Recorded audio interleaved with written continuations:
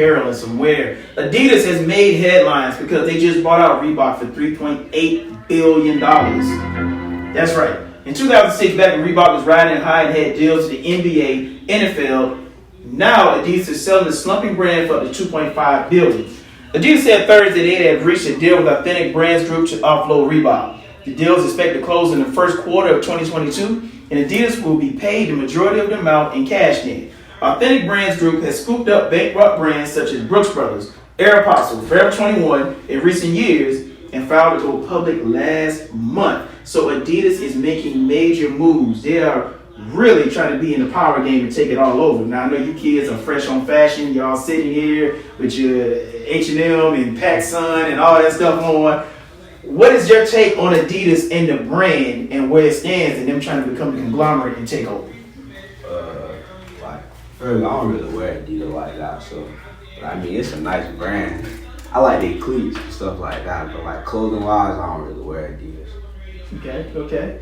All right. So once again, Jayden has spoke his mind, his truth, and given a hot take, and he says he will never put on Adidas. So if you guys are looking to sponsor Jayden for the future upcoming NFL season against the Adidas is off the board. All right, Melo.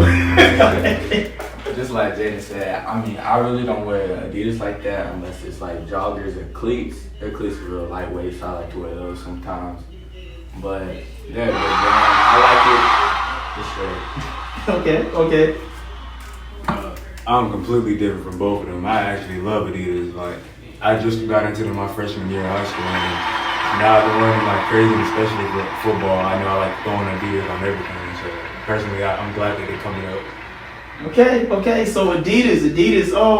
So Mr. Unstoppable, I know you're from a different era. Just maybe a couple years back, because you about close to these guys in age. So with that being said, what brand do you feel is standard right now, and that Adidas should be trying to aim for? Because they said they've already brought out the Brooks Brothers, Aeropostale, Forever 21. I mean, it's getting real out here for Adidas.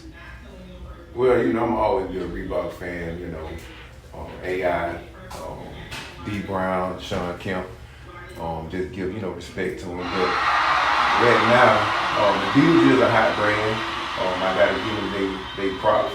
They had a lot of big names from the NBA that had signed with them. Okay, so once again, I love hosting this show because I love hearing the hot takes. And my sound engineer, as soon as you can, I need you to get me a thesaurus and also get me a Google search on who is D Brown, who is all these players that he just named from, was it the 80s, 90s? I'm sure these guys weren't even born when these players came out. But hey, but if you got YouTube, you know who they is. If you want to watch your VHS YouTube, look up D Brown, you'll see the clips ain't even in 1080p. They're going to be in what, like 5? So, that right there, the Adidas and what they're getting ready to do and purchasing everything. We hope for the best for Adidas. I know my son is going to be looking to sign a massive deal with them because I'm the manager of the year. That's what I do. Hopefully Jayden and Melo will change their mind. But until they do, they will keep wearing Nike, I guess.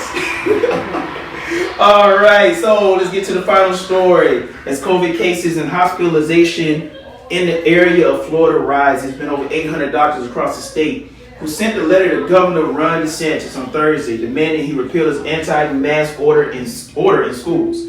The letter from doctors to the governor demands the following: repeal the anti-mask order and encourage a local school district to implement safeguards that can minimize the spread of COVID-19. Now, this, with the school year just starting back actually, I know you guys have been in now for about 3 or 4 days, about a week. And what have you seen so far in the changes as far as the mask wearing and the COVID precautions, and what are you guys feeling as far as COVID is concerned in your school and Tate? Personally, I make sure I wear my mask every day. But when I'm at school, I don't see much of people wearing their masks. But at the same time, teachers are telling them to wear their masks. But teachers also aren't wearing their masks, so it's not like they're giving an example to other people to make them wear it. Okay.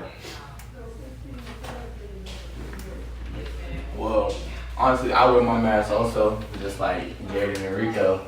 We all wear our masks so that we'll be able to play on the field on Friday nights. But the teachers don't wear their masks. I mean, I make sure I put on hand sanitizer before I go in and out the classroom so that my hands are straight before I touch something or someone else. And then after I touch someone, I put on hand sanitizer to take precaution about it.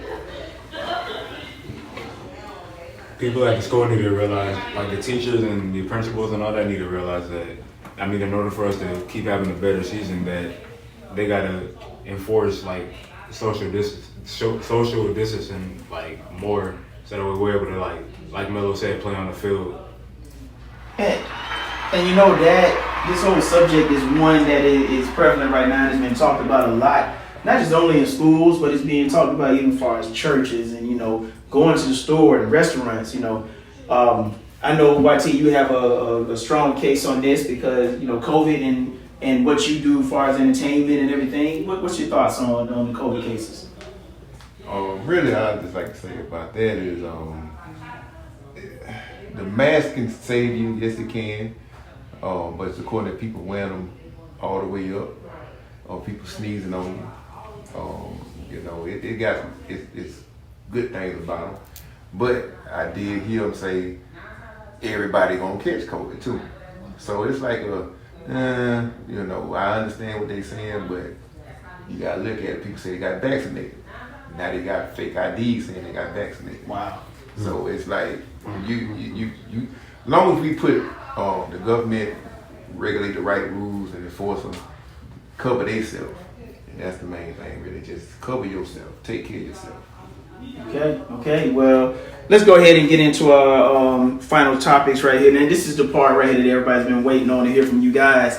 If everybody's listening out there around the world, the RWR365live.com, streaming to 5 different countries to well over thousands upon thousands of listeners, there has been a list that has dropped over social media. There's been a list about the top area football players. Now, I personally had a chance to take a look at this list, and I will say, and I'll speak first because, hey, I'm just going to let the world know. I feel like the list is unjust. It's not qualified, in my opinion, to be something that can be looked at as telling you who the top players are, especially if there's no actual analytics behind it. You have to tell me the reason why some of these players did not make the list. So the list I'm talking about is the Dude Works top area list that came out. Now, I know you guys have some opinions on that because you all represent the class of what, 2023. Okay, you're all juniors right now. Get ready to go into your senior year. And everybody's been in camps. You've done the extra work. You played on 7-on-7. You've done the work. So with that being said, what is your stance on what is perceived to be the top players right now and your position on that listing? They put me as an 84, so I respect Coach Dante and Coach Jose and what they do, but over the area, I feel like I done been a pretty great receiver. I put up 100 yards in a 2-quarter game, so I feel like I just been proving my point. But it'll change over the season. Yeah. I feel like I make big plays. I mean, I can get the ball up the field if you need me to. All that. I mean, it's kind of biased because you got to play for do work for them to really see you more. And then it's off their opinion, off of one person's opinion who made that list. I agree. I feel like it's very biased. Like over the summer, I've been over the mini camps. Like I went to the extras camp and got ranked number 2 wide receiver, and I'm not even on the list. So like, I kind of got like a chip on my shoulder of not being acknowledged. So when the season started and I do show up, he's gonna be coming back asking me to be on the list. And that's the whole thing to me. Sitting here and just being in the media now and knowing what transpires behind closed doors. And one thing that should not be taking place is politics. And a lot of times it's politics when it comes to these rankings and letting players know and the city and the area know